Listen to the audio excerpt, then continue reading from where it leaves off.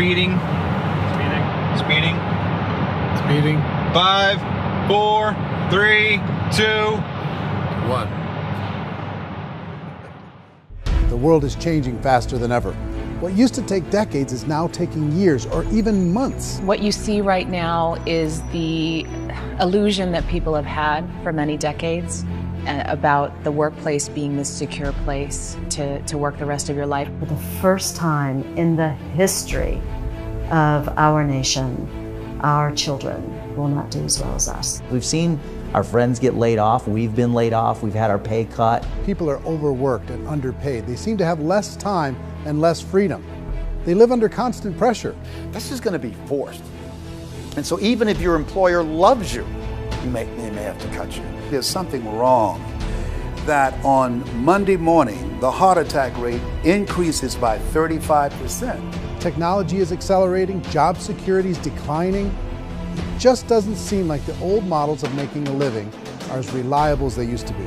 Every aspect of our lives, there's a better way out there, but we're still doing it the old way. We live in the greatest country on the planet, and there are a lot of people sitting around complaining and being cynical. Like everyone's whining about this old model, and I'm like, why don't you leave it? Look at all this over here. Look at all this opportunity. Since so much of our lives revolve around our work and the way we make our living, many people are thinking there just has to be a better way. The biggest challenge facing our world today is not making money, is what are we going to do with all the displaced, unemployed people? People are afraid that they're going to make the wrong decision. People are afraid of the unknown. People are afraid that maybe I don't have the skills. Hey, sports fans. Industrial age is over. It's dead. It's dying. That's why going to school to get a job is an obsolete idea. A steady paycheck is an industrial age idea.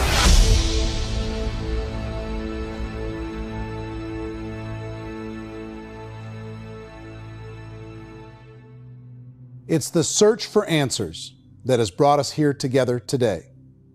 My name is Eric Worre, and for almost 30 years I've been an entrepreneur, struggling at times, but ultimately succeeding. As a best-selling author, speaker, and business owner, I've spent my entire career helping millions of people around the world to become entrepreneurs. And I believe strongly that there is, in fact, a better way when it comes to how we make a living.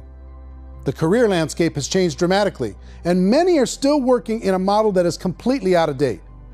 What worked for previous generations isn't working as well for people today. In this film, we're going to explore 3 important questions. First, what's really going on in our working world today? Second, in this new economy, is it better to become an entrepreneur, or is it safer to work for someone else? And third, if a person decides to become an entrepreneur and start their own business, how can they do it without taking on massive risk? To help in this journey, I've brought together some of the greatest experts and thought leaders in the field of entrepreneurship to share the real facts with you. My intention is to give you new information that will allow you to make choices that are not limited by an old, outdated model.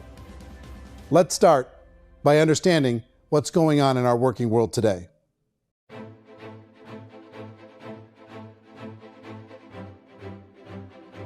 Let's look at unemployment. 30–40% of the people are honestly not working, but would be working.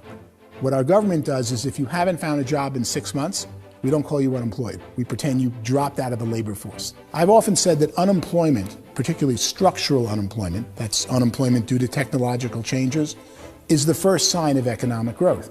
Think of it, 10 people live on an island. They go out every day and fish. One day, new technology shows up. A missionary brings them a net. Now, using the net, one pilots the boat, one throws the net. 2 fishermen can do all the work 10 used to. That's a 500% increase in productivity, 2 doing the work of 10, in one day. You don't have to learn a lot to learn how to throw a net instead of throw a fishing line. The island's got a big problem, 80% unemployment. But the island still has all the wealth of the fish because the 2 people produce as much fish as 10 did. Now, of course, looking back in history, these changes used to take thousands of years. And during that time, we went into farming and transportation. Some of us became doctors and some teachers and lawyers, and we developed all these new professions and new manufacturing jobs.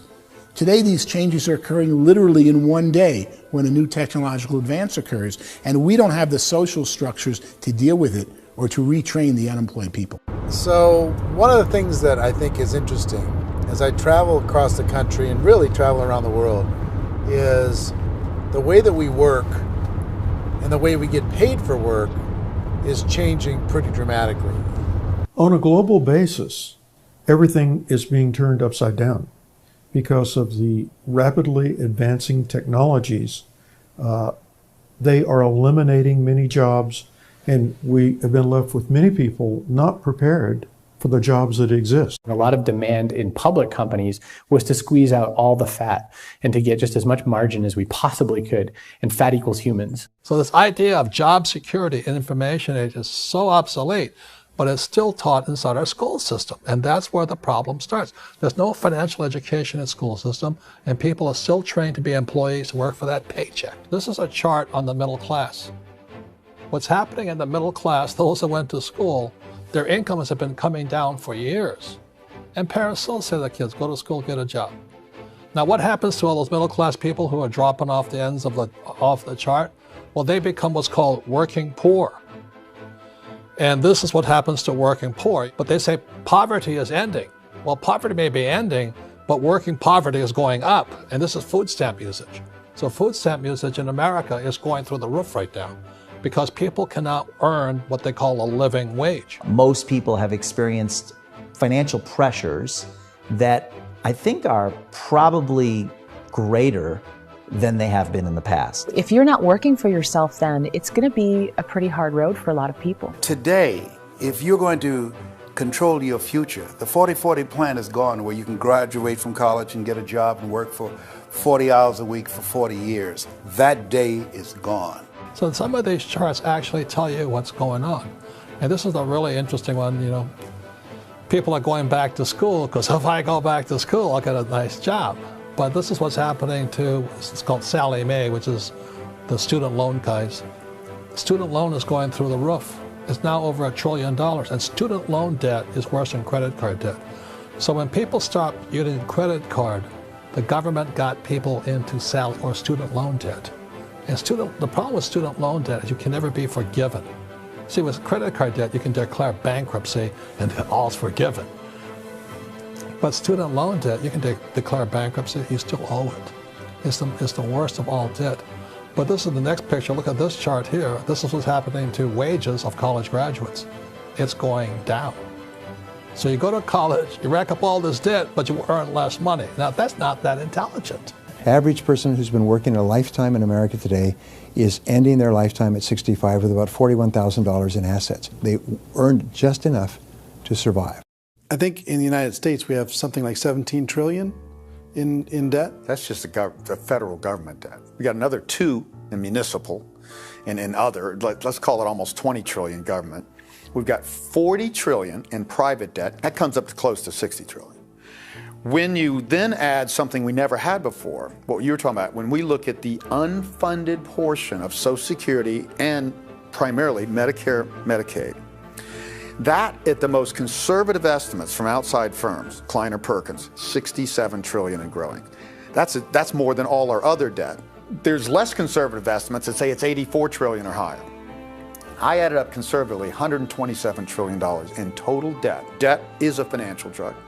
When you take it to excess, it's like taking a drug. Yeah, it makes you feel better, it enhances your performance, but at a huge cost, eventually it kills you. And so that's what happens. We keep doing more and more debt, and you get less and less results, just like a drug, until the debt gets so high that it crushes the whole system. That's where we're at, 8.2 times GDP. You know who I feel sorry for? I feel sorry for the person who dreads going to work, who is sick to their stomach on Monday morning, who hates their alarm clock, who gets a little glimmer of hope on a Wednesday because it's hump day and says, thank God it's Friday. And they live for those 2 days a week where they get to be themselves and they don't have to be around people they don't like, and they don't have to play the political game in the office, and they don't have to live this half life. The person that works 50 weeks a year just to be able to have the 2 weeks for vacation. And you know what happens to most of them? Nowadays, they don't have a vacation. They have a staycation. They have time off of work, but they don't get to go where they want to go because they're overextended. They've got all this debt. They got all this situation. They hate their alarm clock. They can't sleep until they're done. They have to spend most of their life in traffic. I feel sorry for that group of people because there's a better way. They just don't know it. I see this really interesting attempt at rugged individuality in a 6x8 rectangle. And I feel like you're all the same, except for the little push pins of the pictures. There's different pictures. Yours is named Jenny and his is named Sujara, but it's the same people. And this is how they are, and they're just like the zombies, and there's no joy in there, there's no fun. There's always like the wacky woman who decorates her cubicle, and that's the most she can do there. You got to give her credits, right? The wacky cubicle woman. The basis for their life is worry. I'm worried, you know, maybe I'll get fired. I'm worried maybe my company will go out of business. I'm worried I can't keep spinning the plates on paying the bills. I'm worried about how do I send my kids to college. I'm worried, what if the transmission of my car breaks? That's, you know, 2 or 3, I can't fix it. People live in a sea of worry, and it eats at them. Those signs that people held up during the Depression didn't say looking for gainful employment in a cubicle. It said looking for work. Work is what we're looking for. Job is just a unit of measurement. Work is what we're going after. It's time to look in the mirror and say, it's not the economy, it's my economy. It's my little world of where I am. I need to improve. I'm not going to wait for the economy to come back because, frankly, the economy is doing great in this country. So I'm here on Wall Street, the financial center of the universe, the financial capital of the world. This is where most people's money goes to at least be held for a time, right? With interest rates in banks being effectively zero, and many experts are predicting it's going to stay at zero for the next 10, 20, even 30 years, people feel like they don't have any choice but to put their future into equities, to put their future into the hands of other people on this stock market, and hope that the stock market goes up, hope that the stocks that their advisors pick or that they pick goes up. That's one way to go, I guess. It's my personal belief that if you put your future into the hands of yourself, in other words, you have earning power by yourself, I think you're a better investment than these guys. I think you controlling your future is a better option than handing over your retirement to these guys. The average household income in the United States is approximately $50,000 a year, what they call the middle class. To reach the top 25% of income earners, you'd need to earn at least $90,000 a year. To reach the top 10% would be a household income of $140,000, the top 5%, $190,000, and to be in the top 1%, you'd need a combined household income of at least $380,000 a year. So here's the question. What do you think would give you the best chance to move up and get to the top 10%, the top 5%, the top 1% or beyond? In my opinion, and in the opinion of many, many experts, the answer is to become an entrepreneur, to become your own boss. I think you have to be a business owner. I can't, the only time I ever say to someone it'd be great to be an employee is when they've already told me they've surrendered. I only tell people who are wounded spiritually that they should be an employee. And it's that feeling that you get when you pick up the backpack off the little Cub Scout and say, "Don't worry, little guy, we'll get you back to the camp." You know, it is in no way a kindness when I tell someone they'd be a great employee. The other status symbol really increasingly is lifestyle. And people who can own their own business, maybe even work out of their house, that I tell you, people admire that. Like, gosh, I wish I could do that. The spirit of the entrepreneur is to be a risk taker and to be resourceful and unstoppable and to have a vision of yourself beyond where you are and not willing to settle for life as it is. You think about the great entrepreneurs, they're visionary, they have heart, they're willing to do today what others won't so they can do tomorrow what others can't. Personally, I don't think of the new economy, the old economy. I create my own economy. The entrepreneur's in control. I decide what the economy is going to be like. In the world of entrepreneurship, there are no limits. you can make as much as you want, depending on how much you want to work and how smart you are and how great a team you put together. There's no more lifetime rewarding business than being an entrepreneur. Why in America, where anyone could be anything, would people want to give up their freedom and become effectively a modern-day slave, told shut up and be here every morning at 7:30, leave at 5:30, and do what I tell you? If people decide to become an entrepreneur and work for themselves, they have some traditional options, but they're riskier than you might think. Any kind of a retail business, retail build-outs, is extremely expensive. Even just these small little yogurt stores where they're putting little yogurt machines and you get all the different flavors, you're spending $200,000, $300,000, $400,000 to open a yogurt shop. I would love to buy a Dunkin' Donuts, but it's a $500,000 or so to start. I don't quite have that just-in-case money. Risking lose it all, and most guys do 2 or 3 times, and even big guys like Branson, because I'm such a fan of his, half his companies don't work. If you make $1 million, your problems are going to go. If you make $1 billion, your problems are really going to go. Just the opposite. You and I know when you're making $1 million, you got $1 million responsibilities. You make $1 billion, you got 1,000 times $1 million responsibilities. And most people say, I'd love to be my own boss. 70% of Americans would love to be their own boss, according to recent polls. But they don't know how to get there. Because what are you going to do? One, you could buy an existing business. If somebody's selling an existing business, you have to ask why. Usually because it's probably hard. It's probably not making as much money as they hope. 2, they could buy a franchise. A little less risk, proven system, but it's expensive to be able to do that. 3, they could start something from scratch. And that's where a lot of people feel like, I don't have the chops to do it. I don't have the money. I don't have the product idea. I don't have the expertise. I don't have whatever it's going to take to be able to get there, and I can't risk my family to do it. So 4th, they could become an investor. A lot of people in this town invest to try and figure out a way, but you got to be pretty smart with that game too, right? Venture capitalists, who are the very best and most sophisticated in investing in new breakthrough businesses, make it on 1 out of 11. That means 10 out of 11 are mediocre or fail. Most of them fail. That's the risk there. An angel investor is lucky to get 1 out of 15 or 20. A business is a team sport. Like, I have to have accountants, I have to have engineers, I have to have system designers, I have to have sales, marketing, I have to have accounting, I have to have mission statements, I have to have legal and all that. The average Joe Schmo, even me, I go out there, I don't have the skills to put a business together. I think the bottom line for the 4 traditional options is they take money, sometimes a lot of it. They take expertise, and they take time. All of that adds up to just too much risk for most people. I bought a business from somebody else and it was a lot of work. And you start wondering, what did I just buy? Because I guess ultimately I own your email list and I just overpaid for it. People that start their own business, they spend a lot of money, they spend a lot of time, a lot of effort to get things started. And the more you invest on the upfront, the harder you typically work at it. Well, I can tell you what the success rate is of a restaurant. What is it? They're crazy enough. About 90% of them fail. About 90%, in how quickly? Year or less. Wow. And if we're talking non-franchise, we're talking franchise, Sure. That's totally different. Yeah. But our students aren't getting franchise restaurants.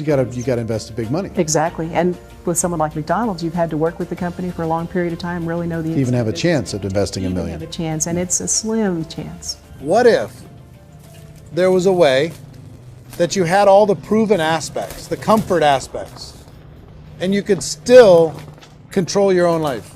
What if there was both?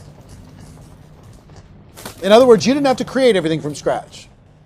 You didn't have to be a super leader.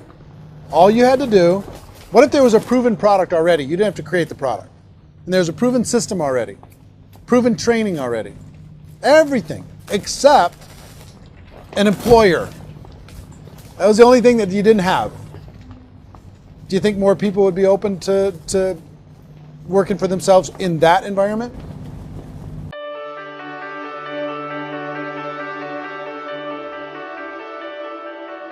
In our search for a better way to make a living, we've come to the conclusion that becoming an entrepreneur is actually safer than being an employee.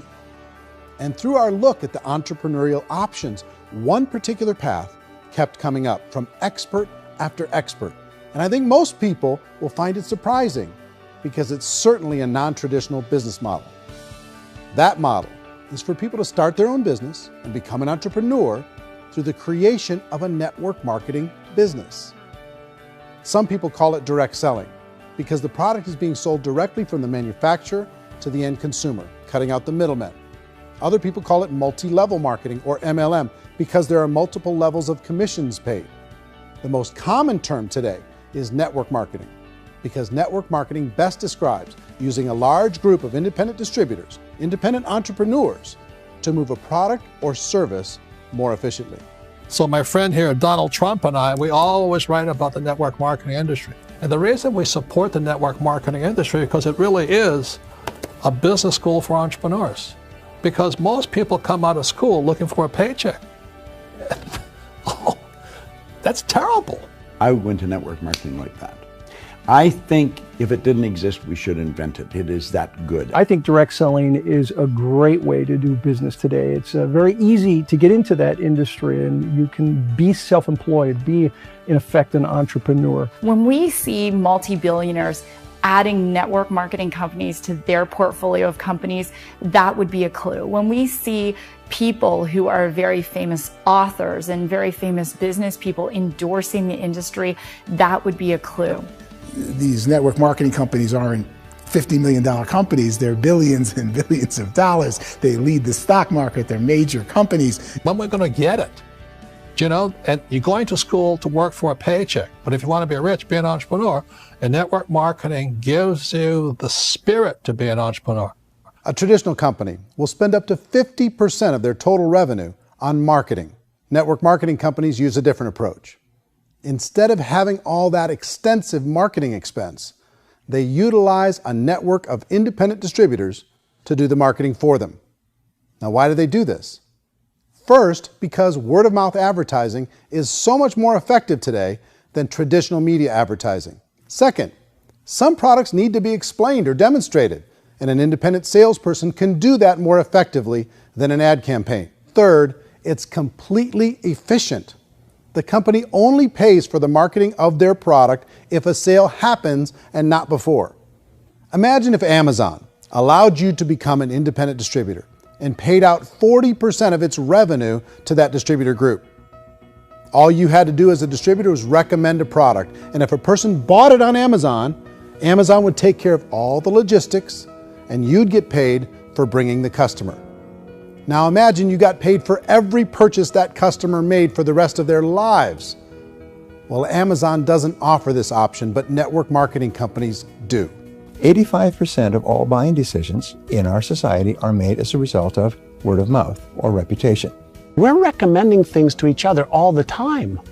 You know, who's your dentist? Who's your doctor? Who's your lawyer? What detergent, are you using? What legal system are you using? What product are you using? We're talking to each other about the things that we love anyway. When you go into a big box retailer, you're lucky if the clerk looks you in the eye, much less gives you any detailed or accurate information about what you're purchasing.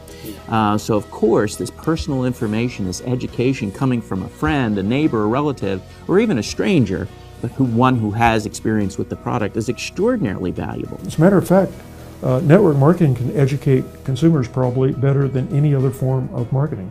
It certainly can do better than advertising, because advertising usually has a certain hype to it, and you can only get limited information. So, network marketing trumps advertising. If you were a typical sales company and you wanted to sell $1 million a month worth of product, you might go find 100 superstar salespeople. The quota would be $10,000 a month. So network marketing as a distribution system just flips the numbers.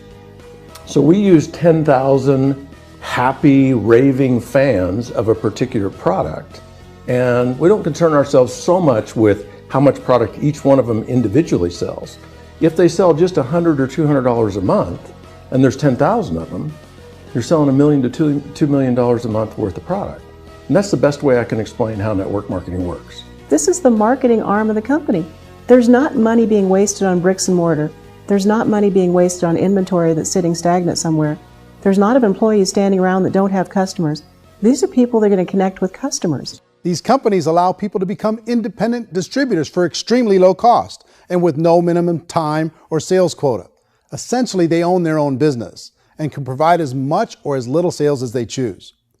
In other words, the distributor gets all the benefits of traditional business ownership without the risk. The advantage of network marketing is the ease of entry, the low risk, and the low startup cost, because almost everything else has very high risk. You can get in for a minimal investment. You're buying into a system that's already been proven, products or services that have been proven to work. The keys to network marketing is providing an opportunity for the masses to get involved, providing an opportunity for the average person who doesn't have the resources to start their own business. All of this so far is fairly straightforward, but network marketing offers another benefit, and it's this benefit that makes it so interesting for entrepreneurs. Network marketing allows a distributor to build their own network of other distributors and then compensates them on the sales created by that entire group. Direct selling is, at its base, very simple. It's the sale of a product or service to an individual on a face-to-face, one-on-one basis, just the way we're talking right now.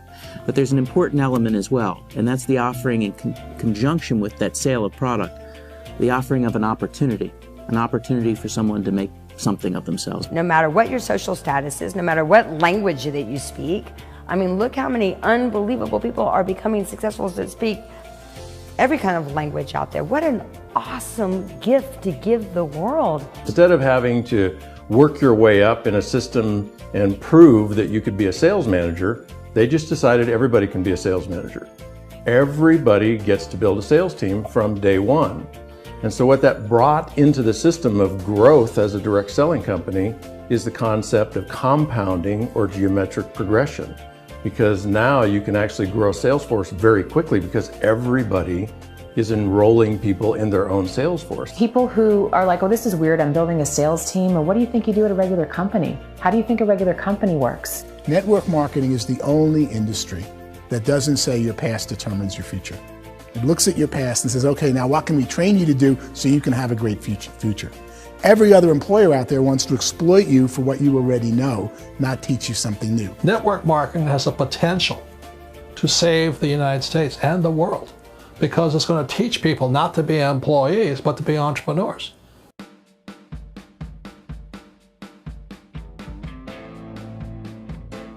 According to the Direct Selling Association, if you add up all the network marketing companies around the world, they combine to do over $178 billion a year in retail sales.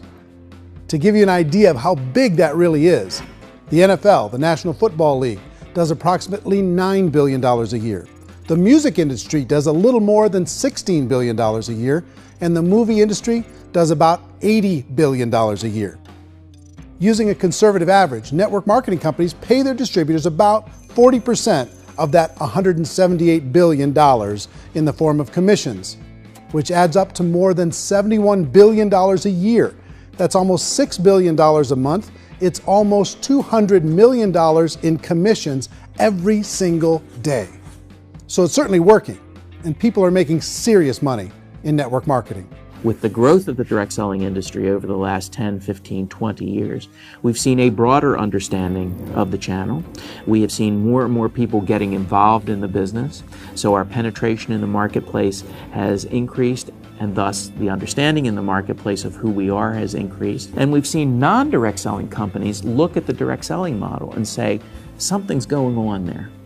People are making money, companies are being profitable, individuals are being motivated, product is being delivered to market. Maybe we should explore this. Some people think only the people at the top make money. Well, let's take a look at that as well. In the network marketing profession, there are roughly 500 people in the world who earn over $1 million a year. If you round that number up to $2 million a year, that adds up to about $1 billion a year. That takes the $71 billion paid out each year down to $70 billion. So where does the rest of the money go? The vast majority goes to part-time people making anywhere from a few $100s a month to many thousands of dollars a month. It goes to people who choose to make it a full-time career move and earning even more than that. Every day, people are using the money they earn through network marketing to pay off debt, have more fun, and improve the quality of their lives. Everyone I know in network marketing has been doing that since the 50s. They go to work when they want to go to work. They stop working when they want to take time with their children to have a leisurely breakfast and discuss issues and driving to school. They go back to work when they get home, wherever they're working out of. The biggest thing that I've seen is people that have become much happier in their life. MLM has probably made more millionaires of more people in more countries, and I've spoken to them in 67 countries than any other single form of business, starting from nothing. If they have a choice between working a job for the next 10 years or working a network marketing business for the next 10 years, the result of working the network marketing business will be better.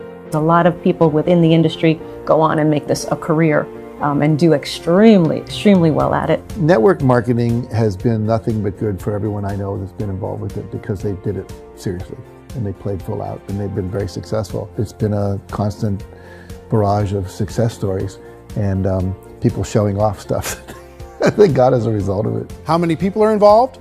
Approximately 16 million Americans and 96 million people around the world are currently participating in network marketing. And in a recent poll, 82% of those people report a good, very good, or excellent experience with network marketing. So people are happy.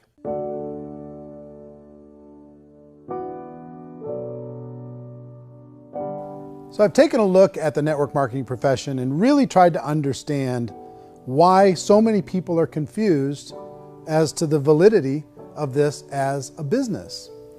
One is this pyramid shape. People get really messed up with this pyramid. Oh, it's one of those pyramid things. So I just think there are a lot of haters out there who really don't understand the industry and say, oh, it's a get-rich-quick scheme. It's a pyramid. Well, corporate America is a pyramid scheme. You know what I mean? It goes like this. You have thousands of MBAs, let's say working for Ford or General Motors or Coca-Cola. If all these MBAs, they're all trying to get to here, that's a pyramid. Only one guy's going to make it. Every 10 years, one's going to make it. Whereas you look at network marketing, it's like this. So you're here, and your job is to develop other CEOs coming up behind you. So it's an inverse pyramid. In network marketing, it's a very simple concept. If you sell product, you get paid. It is paid based on production. There is no first mover's advantage. There is no investment component where the more somebody spends, the more they're entitled to make. So the two are polar opposites of each other. It doesn't matter what shape the company is or the compensation plan is shaped, whether it's a circle or a pyramid or a triangle or a trapezoid, it doesn't matter. If compensation is coming primarily from recruitment, then you've got a problem. On the other hand, if an operation is basing their compensation to participants on the basis of sales, even when those sales are generated by people you've recruited, well, then you're a perfectly legitimate enterprise. That's the legal test, it's the practical test. Another issue that's been true in the past that is no longer true now is people used to be in network marketing loaded up with products that they couldn't sell and they ended up a loser. They ended up with a bunch of product in their garage, they ended up a bunch of products sitting in their kitchen shelves or whatever, and they thought they could sell it and then they weren't willing to or able to sell it and they ended up with a bunch of stuff and they were bitter about it. There was this thing called front loading where you had to buy if you bought $25,000 worth of product, you got better commissions and all this. Today, it's almost all done by computer. It's direct mail, comes from a warehouse somewhere else. You don't have to have all this inventory. You don't have to stock up. It's a paperless world now. Most of it's done online. You have a back office. It really works. And I mean, the technology has changed everything. Third issue is people start talking about 99% of people in network marketing don't make any money. Well, we've talked about that over the course of this journey together. Almost $200 million a day is being paid out to network marketing distributors around the world. The naysayers, the people who say that it doesn't work, are usually the ones who just don't know how to make it work for themselves. And so they're giving you an opinion, and I tell people, don't confuse people's opinions with expertise, because opinions are free. And don't confuse sincerity with the truth, because people could be sincerely wrong. But here's the reality inside of network marketing. The vast majority of people that get involved in network marketing just become customers, and they get involved to be able to purchase product at a lower price. If you take Costco as an example, if a person goes into Costco and gets a membership to Costco so they can get a lower price on the product, we don't call that person a loser because they have a bunch of product that they walked out with with a smile on their face. Yet when some people want to take a look at network marketing, they say, well, those people, they're just using the product and they aren't earning an income, so they must be a loser. They're not a loser, they're a happy customer. That's the vast majority of people that are involved in network marketing. Now, a smaller percentage of those people decide to go build a business. They earn $300 a month, $500 a month, $1,000, $2,000. That's the bulk of earnings in network marketing. And then there's the few that really decide to take it serious, really decide to build a large network, really work to make that network very, very productive. And those people make huge amounts of money and there's no cap. What I do as an outside economist, just somebody looking at this industry like any other industry I speak and say, look, what's the realities of this? 1% do incredibly well. 10% generate some additional income at pretty low risk and effort. That's not, and 90% of people roughly end up customers. One thing that I think is real when it comes to people's perceptions about network marketing is people put this, and distributors, I think, involved in network marketing have some responsibility for this. They have sometimes unrealistic claims about the product or about the income. Most people who become distributors, they want the money, they want to be successful, but they don't have the skills. They don't know what to do. And when people don't know what to do and they're in a new business, they're scared. And when they're scared, they panic and desperation kind of sets in. So they think everyone they talk to has to get in. So if I talk to you and you say, well, no, I don't have time to do that, they're like, no, I need you. You have to do this or I won't be successful. So I start clawing on you. I start that desperation. So then I start making claims about the product, which are not appropriate, probably not even true. Or I start saying, oh, let me show you how you can make all this money and you don't have to do anything, Eric. And so you just totally misrepresent the opportunity, and you're clingy with people because you think you need everybody to be successful, and you don't. You know, one of the messages that I try to deliver most forcefully to companies as well as salespeople in direct selling is that you don't have to overpromise. The reality is in network marketing, there's a lot of hard work involved. There's a lot of effort. You're going to have to develop yourself. It's a business like anything else. It's going to take some time, but in my opinion, it's better.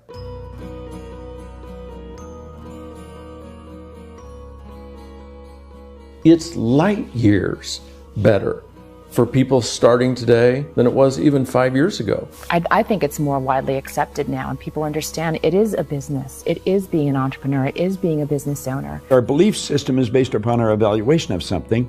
And frequently, if we reevaluate a situation, our belief about that situation will change. The industry has changed and it's grown up. It's totally transformed. You've got young people today that have grown up with social media, and they understand networks. They understand how people are connected through technology, and they understand how money flows through those networks.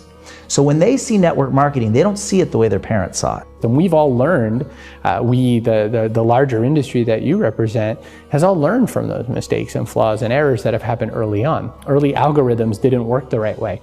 That's all fixed. It's like when they design a computer program, they design the program, then they run it, and then they go back through and they debug it.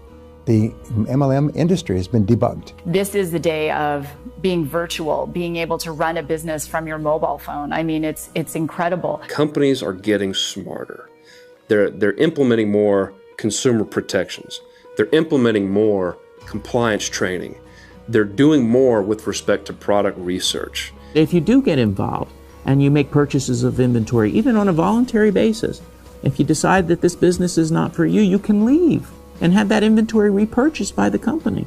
There's no other business that offers that kind of protection on a voluntary, self-regulatory basis.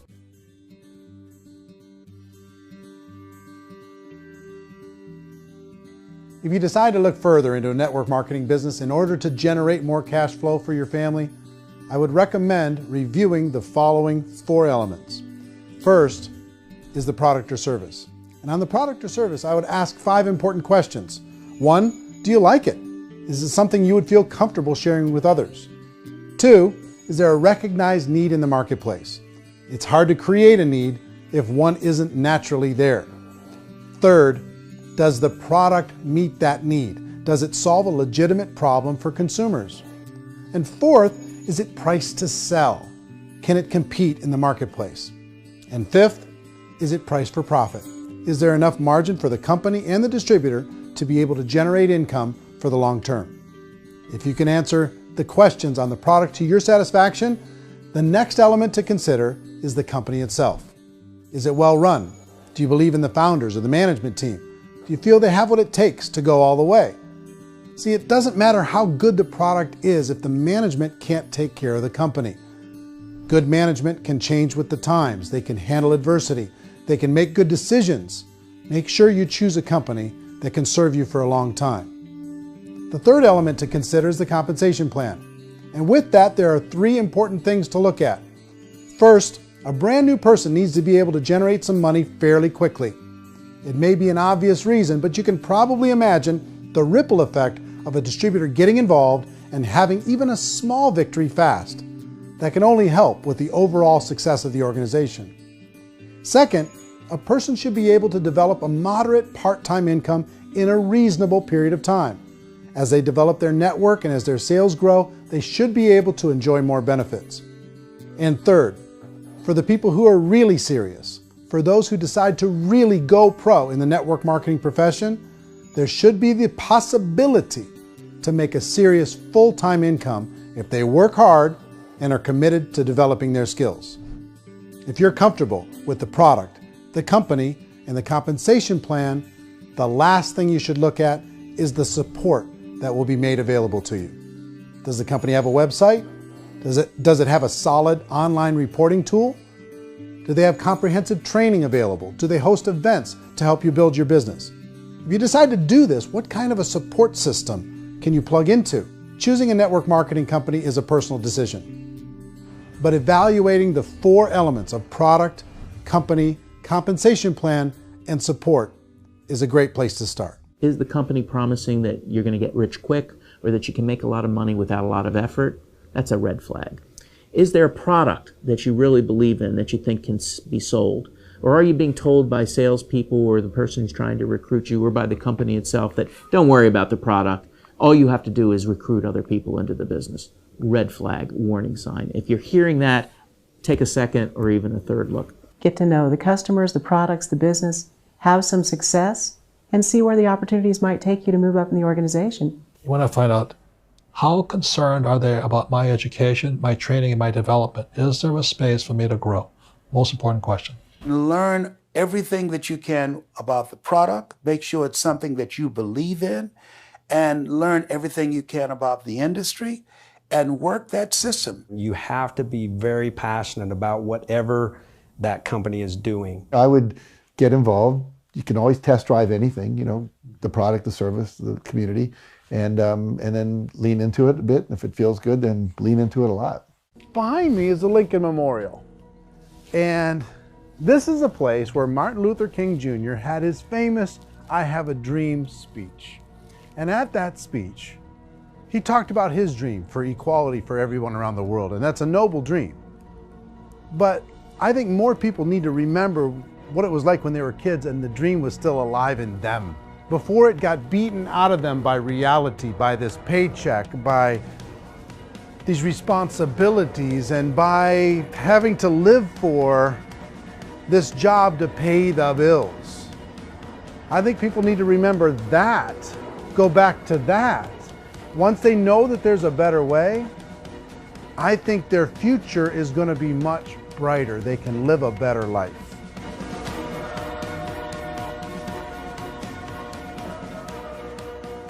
So if you're considering getting involved in a network marketing company, let me offer you just a few pieces of advice. First, network marketing isn't perfect. It's emotional, it's challenging. Like any entrepreneurial venture, it can have its up days and its down days. But if you have an entrepreneurial bone in your body, it's just better. Second, if you're gonna do it, decide to be professional. Decide to go pro. It's better to do that than just be this amateur sticking your toe in the water. Third, as any professional, you're gonna have to learn some new skills. And I promise you, inside of the network marketing profession, they're not too difficult to learn. Fourth, like anything worthwhile, it's gonna take some time. Don't expect that you're going to get to the finish line right out of the gate. And fifth, it's worth it. It's worth it to be able to take charge of your life again. It's worth it to be able to control your own financial situation. It's worth it for the people you're going to be able to spend time with. It's worth it for the things you're going to be able to see and the experiences you're going to be able to experience. It's worth it for the causes you're going to be able to contribute to, the lives you're going to be able to touch, the customers you're going to be able to help, the friendships you're going to be able to develop. I promise you, it's worth it. Remember, most people are searching for answers just like you are. But I do have to tell you the catch to network marketing. If there is a catch, if you want to understand this from an emotional point of view, people say, well, it sounds too good to be true. It's not, it's hard work. But here's the catch. Most people still don't understand it. So you're going to have to endure the loss of social esteem from ignorant people. The uneducated will think less of you. Now, if you can handle that, you're on your way. If that's going to destroy you, you know what? Entrepreneurship in general probably isn't in your future. If you can face that catch, you can become unstoppable. I want everyone to really contemplate this if they're not in network marketing.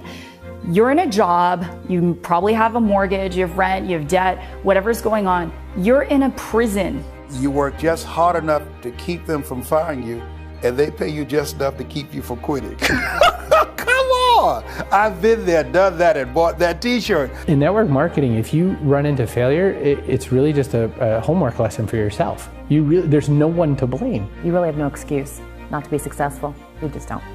People don't want to hear that, but there's so much available to you. If you want to be a good network marketer, be a student to the people above you, be a fellow traveler to the people on the same level, and be a teacher to those below, and know when it's appropriate to do which. People who are not afraid of asking people to buy things, or not afraid of persuading people with a chance they may say no, these people own the future. Nothing happens until something moves. So you got to go move, you got to go do something, or nothing's going to change in your life. In the beginning, you're going to do a lot of things that you don't get paid for.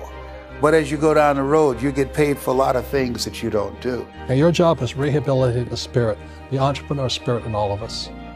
You give it back. You either give it a strong yes or a strong no, but no wishy-washy, dilly-dally stuff in the middle.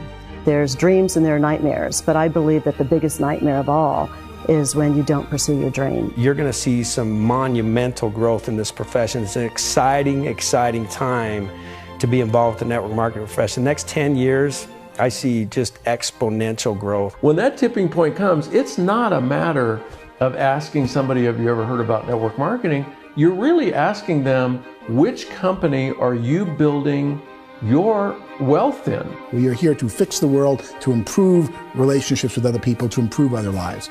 And the real reward comes as an entrepreneur in any level from teaching somebody something and watching them soar. There is no greater reward.